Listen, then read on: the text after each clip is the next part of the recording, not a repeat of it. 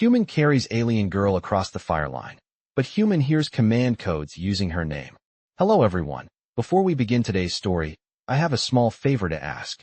Please hit subscribe and turn on the notification bell so you never miss our channel's new videos. It's quick, free, and the best way to support us in bringing you more dramatic stories. Your support means the world to us. Where are you watching from?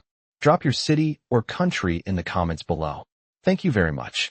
Now, let's return to our main character. Heat rippled across the ruined valley as Ryan Walker pushed through drifting smoke, his breath shallow inside the cracked seal of his helmet. The Fireline ahead glowed like a living wall, its orange shimmer rising and falling with every gust of wind, the kind that carried the scent of burnt wiring and scorched dirt. His suit's display flickered, warning of low battery, low filtration, low everything, but he kept moving.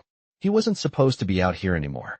Command had already ordered a withdrawal, the kind you don't question, but he'd heard something faint beneath the static, something that made him stop. A small, strained sound, almost like someone trying to call for help without the strength to finish the word. He followed that sound until he found her. Asha, half buried in dust and dim light, her blue skin dulled by exhaustion, one arm weakly raised as if she'd been trying for hours to reach someone who never came. Ryan crouched beside her, brushing debris away with careful hands. She wasn't from his side, not even close. But the look in her eyes wasn't the look of an enemy. It was the look of someone trying not to be afraid. "You can hear me, right?" he murmured, keeping his voice low and steady. Asha blinked once, slow but certain. Around them, the Fireline crackled, sending a warm push of air across Ryan's back. His suit warned him again, flashing a countdown for rising heat levels. If they stayed here, they'd both be trapped when the flames surged again. "All right," he whispered, sliding his arms beneath her shoulders, feeling how light she was despite the stiffness in her frame. "We're getting out of here." She didn't argue. Maybe she couldn't. But the moment he lifted her, her fingers curled into the fabric near his collar, a quiet sign of trust that tightened something in his chest. He rose carefully, adjusting his stance so the heat wouldn't drive them back. Then he stepped forward toward the narrow break in the Fireline where the smoke thinned just enough to see 10, maybe 15 feet ahead. That was all he needed. One breath, one step, and then a burst of static crackled through his damaged comms, louder than before, like the channel was being pried open. A synthesized voice cut through the noise, steady and unreadable. "ASHA, 7 Protocol. Authorization, Asha. Stand by for command execution." Ryan froze mid-step, heart thudding once, hard. The voice repeated the same sequence, each word sharper, clearer, as though the system recognized that Asha herself was now in range. She stirred weakly in his arms, lifting her head just enough for him to see confusion flicker across her face. She had heard it too. Ryan swallowed, tightening his grip as he pushed forward again. Whatever those codes meant, whoever was calling her name, none of it mattered if he couldn't get her past the Fireline first. The heat brightened, the smoke thinned, and with Asha held firmly against him, Ryan took the next step into the glow. Smoke curled around Ryan as he pushed through the narrowing gap in the Fireline. Each step measured, so he would not jostle the girl in his arms. Asha clung lightly to his collar, her grip steady despite the strain in her breathing. The comms hissed again, with that synthetic voice repeating her name, each repetition more precise than the last, as if the system was narrowing in on her location. Ryan exhaled slowly, trying to keep his heartbeat from drowning out the sound of the world around them. Heat rolled across his shoulders, warm enough to make the air waver, but the flame stayed just far enough to let him slip through. When they reached the cooler soil beyond the glow, he adjusted his stance and let Asha rest more comfortably against him. "You doing all right?" he asked softly. She nodded, her blue skin catching the faint light like polished stone. Her voice was quiet, barely a whisper. "Why is your system calling my name?" Ryan had no answer, not one he trusted himself to say out loud. He kept moving, searching for the shallow cut in the ground he had spotted earlier, a place where smoke gathered but the heat did not reach. When he found it, he knelt carefully and let Asha lean against the smoother section of the slope. The earth here was cool and carried the scent of dust and old roots. A small breeze slipped through, brushing the strands of her hair away from her face.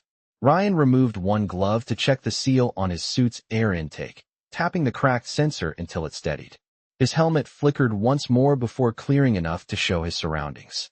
No shapes, no movement, only drifting smoke and faint echoes from distant activity lines. "Your name is being used as a key," he said finally, keeping his tone even. "But I do not know why." Asha's eyes softened with confusion. "I am not assigned to anything important." Her words were quiet, but carried a sincerity that made Ryan pause. She seemed genuinely unaware of whatever was tied to her name. He studied her face carefully, noting the way her gaze shifted as she tried to process the strange command sequence. The comms hissed again, but this time the message fractured into pieces. "Asha, protocol, authentication required," then silence, almost heavy enough to press on his ears. Ryan's suit chimed with a mild temperature warning. He tapped the display to silence it. "We will figure that out later. Right now we need to find a safer spot." He offered his arm, and she accepted it, using the support to rise slowly. She was light, but her movements revealed her exhaustion. They walked together toward a cluster of low ridges, each step quiet and careful on the dark soil. A faint shimmer flickered above them as the last embers of the Fireline dimmed behind a veil of smoke. Asha looked up, her eyes reflecting the muted sky. "You did not have to carry me," she said. "You could have left when you heard the countdown." Ryan adjusted the strap of his suit, shrugging lightly. "You needed help. That was enough." Her expression changed in a way he could not name, something thoughtful and almost gentle. The wind shifted, bringing the scent of cooler air from the north. Ryan scanned the horizon again, his instincts tingling, not from danger, but from something unknown pressing at the edges of the comms system. He had heard many things during missions, but never a code sequence tied to a person's name, and certainly not used with the clarity of a high-security key. Asha brushed a hand over her temple, wincing slightly as another faint echo of the synthesized voice murmured her name in the static. "Whatever that is," Ryan said quietly, "it is not going to decide what happens to you tonight." She met his eyes, and for a moment the drifting smoke fell away, leaving only a calm certainty between them as they continued forward into the dim, unsteady light. The air grew cooler as Ryan and Asha moved deeper into the shallow ridges, the smoke thinning enough for the stars to appear through the breaks overhead. The ground felt steadier here, less shaken by the distant activity. Ryan paused beside a low outcropping that curved inward just enough to create a natural shelter. He brushed his hand across the surface, checking for heat before helping Asha sit against the smoothest part of the rock. She settled slowly, her breath steady but soft, and for a moment the quiet wrapped around them like a thin blanket. Ryan tapped the side of his helmet, trying to clear the comms channel. Static pulsed, then faded. No new messages. No new codes. Just silence. Asha watched him, her expression thoughtful. "It is strange," she said quietly. "I have trained, but not for anything involving command sequences. They would not assign someone like me to that." Ryan lowered himself to one knee beside her, checking the structural seams on her gear. The edges were singed but intact enough to keep her insulated from the cold air settling across the valley. "Maybe the system is using your name as a placeholder," he offered, though he did not fully believe that. He had heard placeholders before. They sounded random. This was too precise. Asha folded her hands in her lap, her fingers brushing gently over the faint glow of her wristband. When it said authorization required, it felt directed, as if it expected me to respond. Her voice carried a quiet bewilderment, not fear, just a sincere attempt to understand something that did not fit her view of herself. Ryan felt a small pull of sympathy. He recognized that feeling, the kind that came when the world tried to label a person as something they never asked to be. A faint breeze moved across the ridge, rustling the loose dust. Ryan looked toward the dim horizon.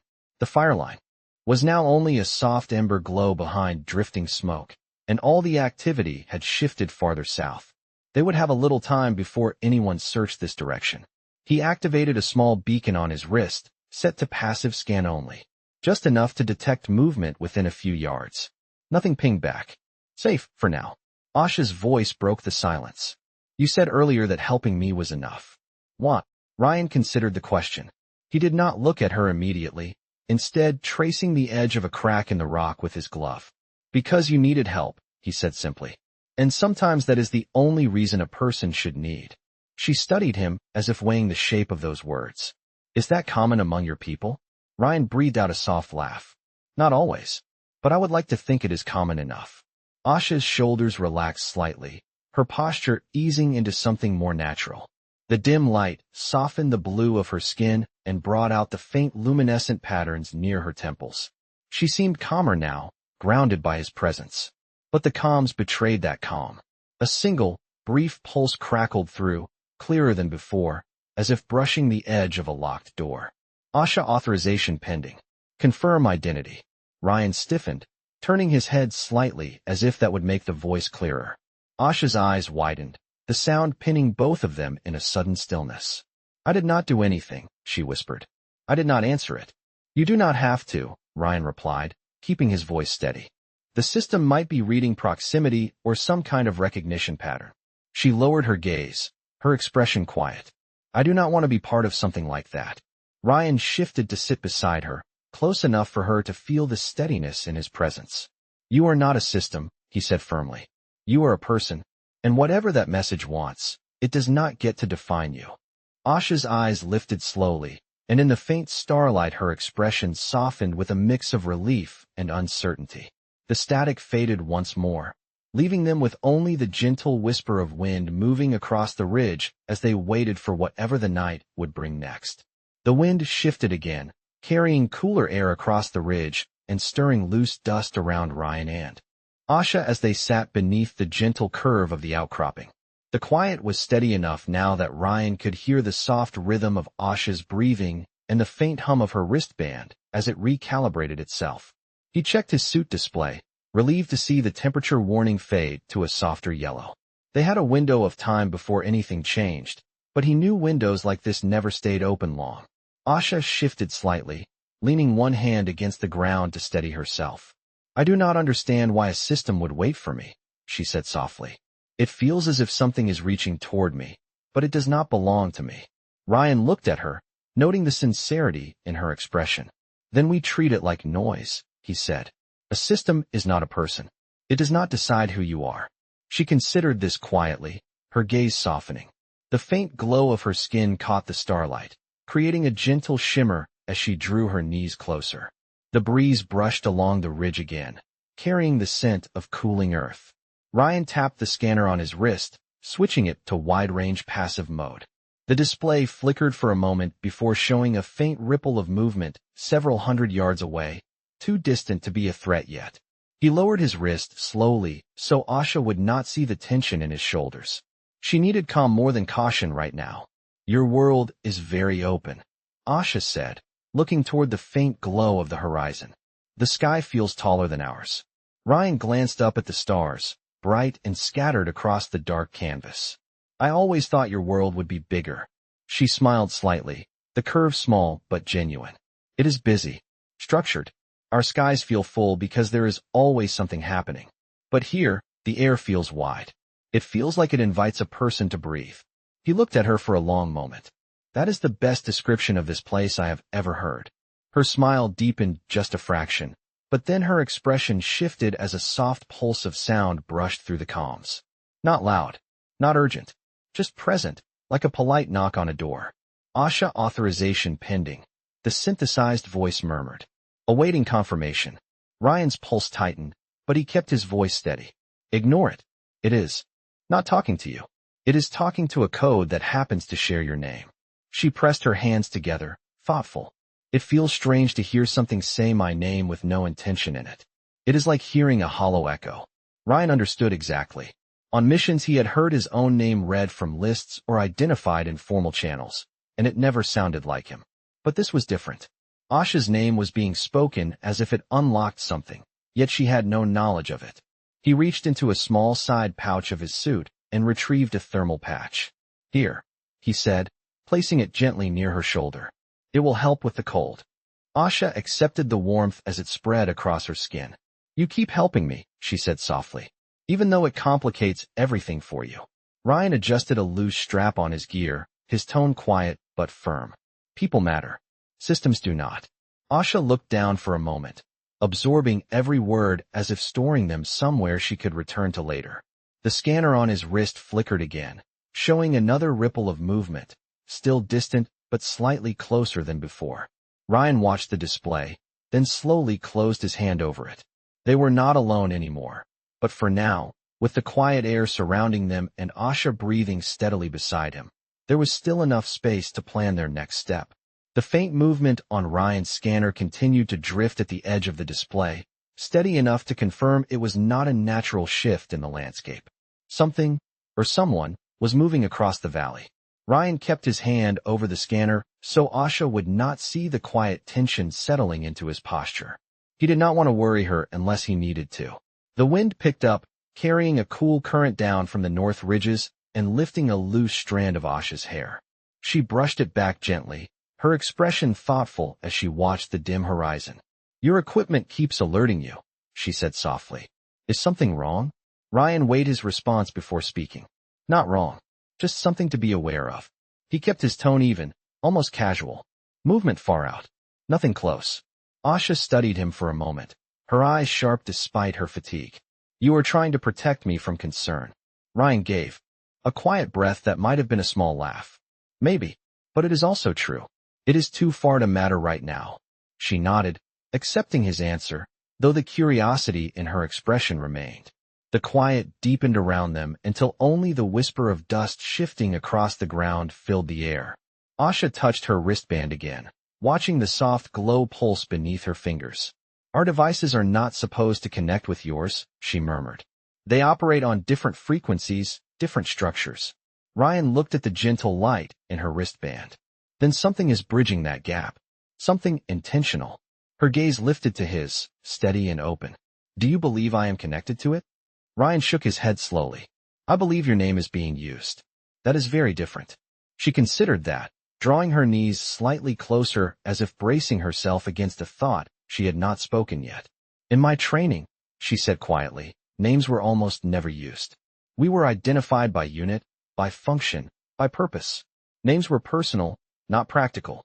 Ryan felt a small shift in his chest at the simplicity of that explanation, at the quiet sincerity in her voice. "Then whoever designed that command sequence wanted it to feel personal," he said gently. "They wanted it to sound like it belonged to a person, not a number." Asha's eyes softened. "That makes it more unsettling."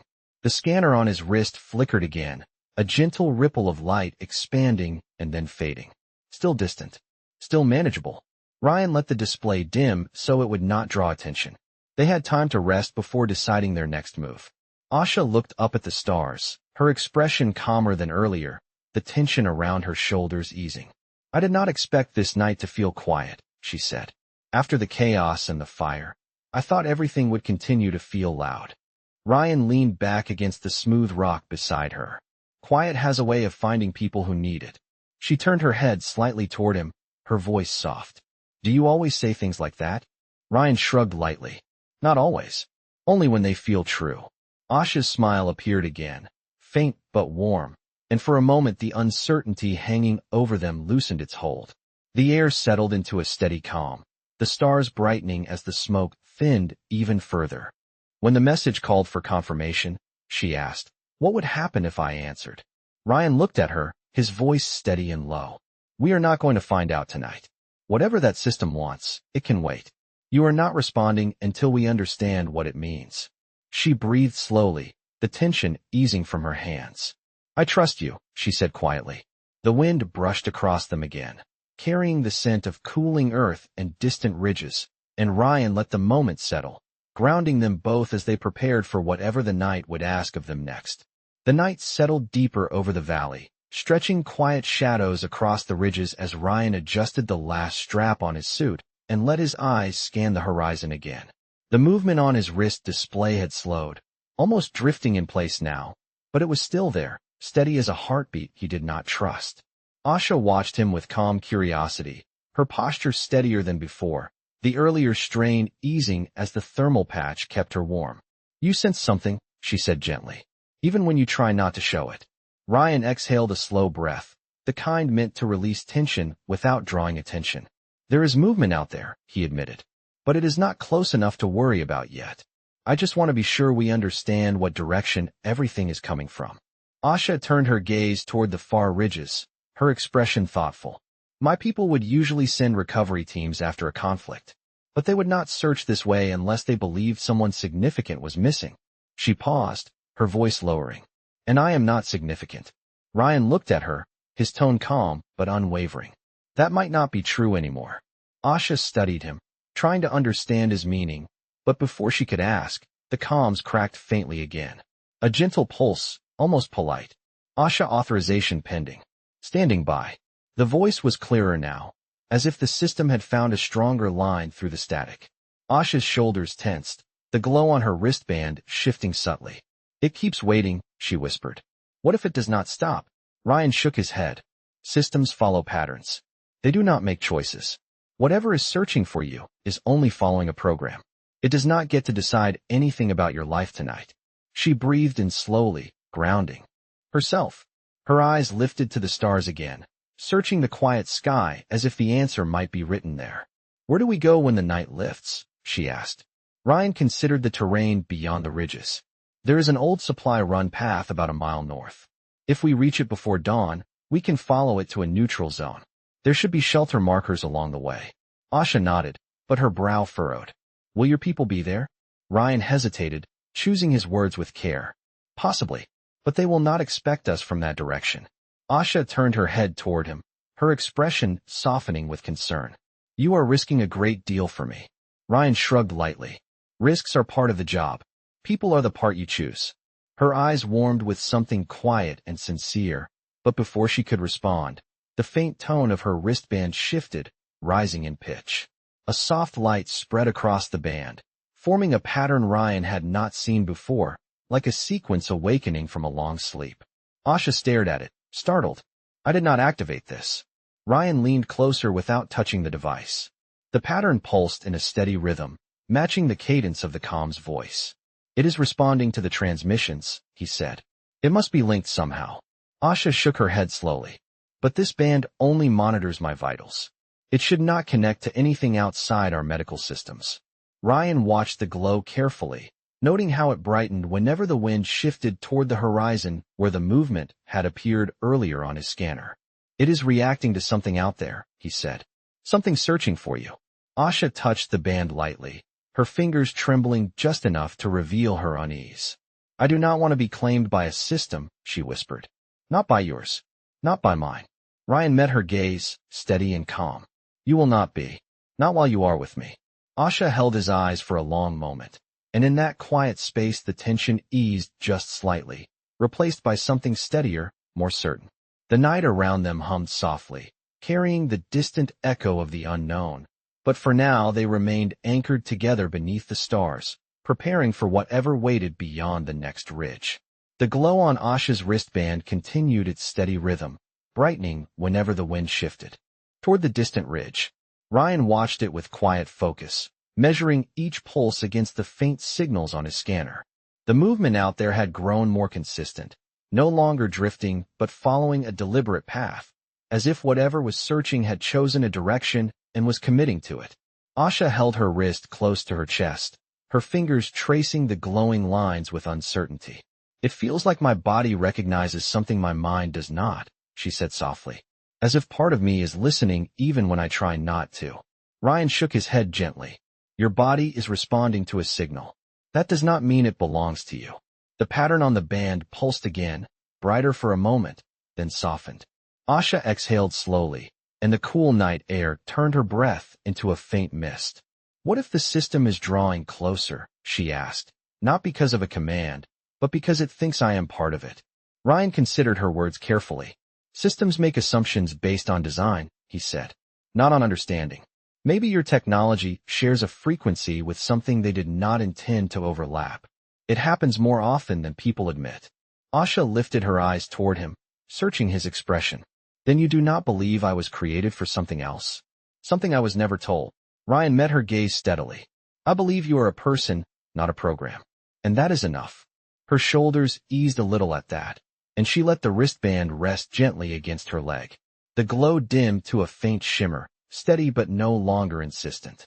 Ryan turned his attention back to the ridge, where the scanner showed the faint cluster of movement slowly approaching a midpoint along the valley floor.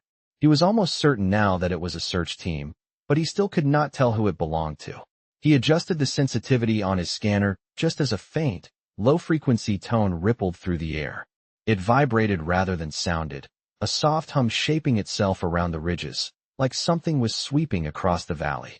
Asha's head lifted immediately, her eyes widening. "That tone," she whispered. "I know that frequency. It is used for medical retrieval." Ryan steadied himself. "From your people?" She nodded slowly. "Yes, but only when searching for someone who cannot respond on their own." Ryan understood the implication without her needing to say more. "They think you are hurt and missing."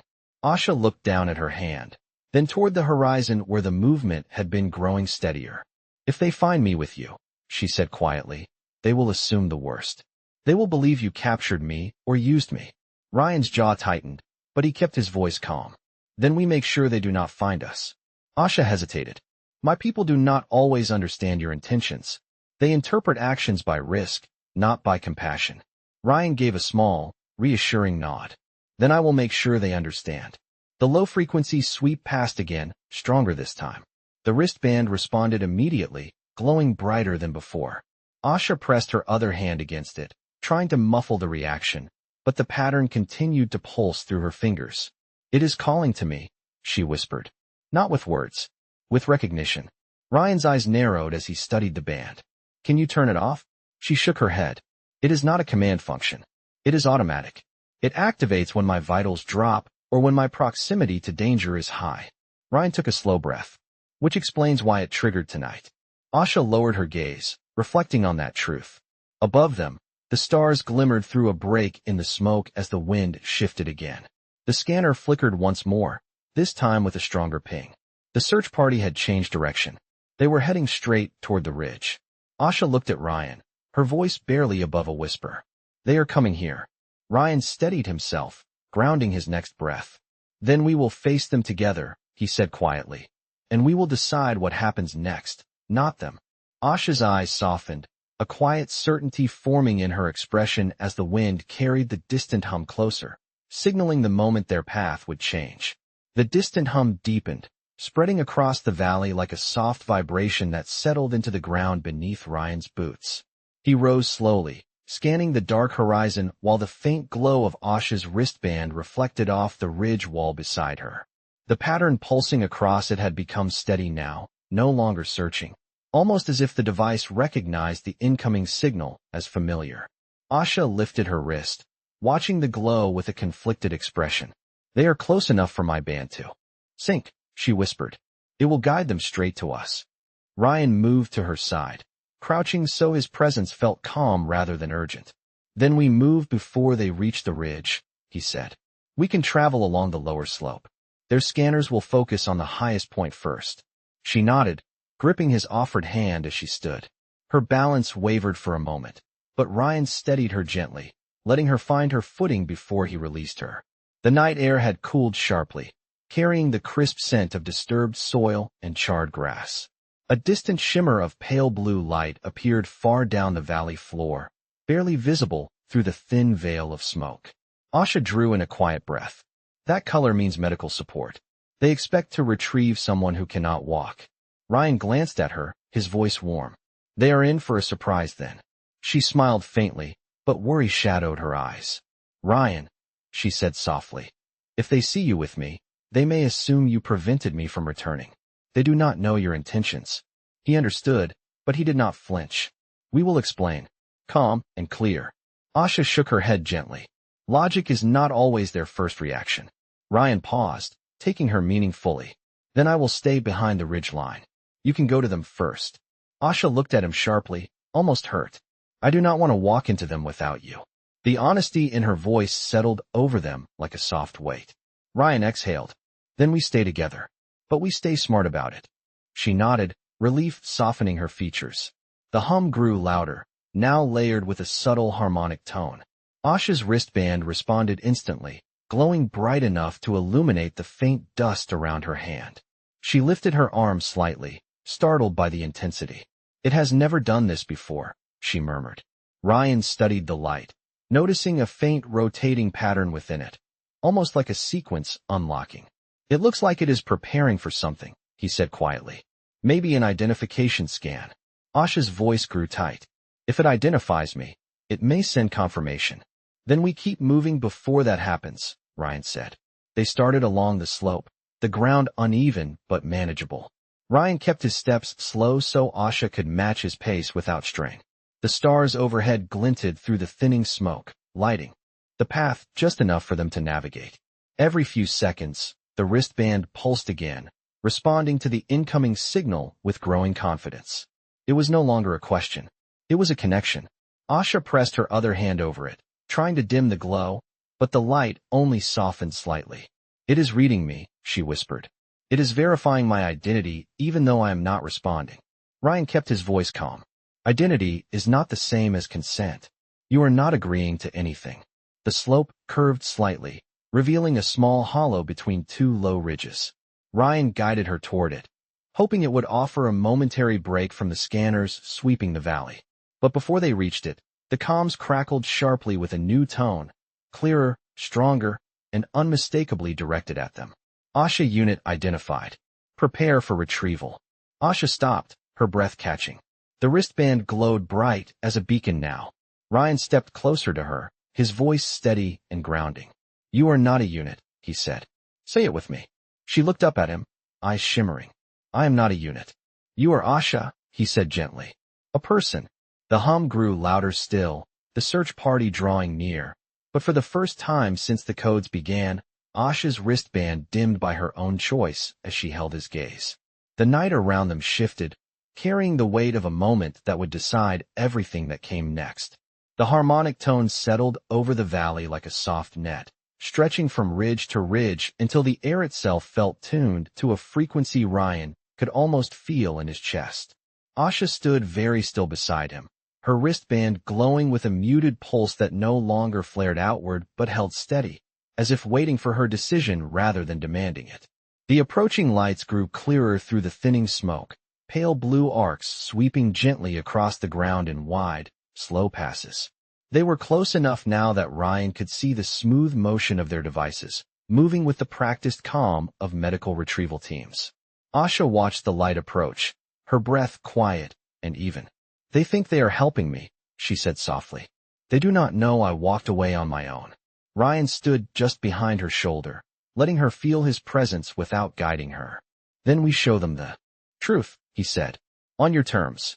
She nodded once, a small but steady motion. The lights drew nearer until the ridge dipped and revealed the three figures approaching in a gentle formation. Their movements were precise, almost graceful, and the soft hum of their scanners drifted upward in soothing waves.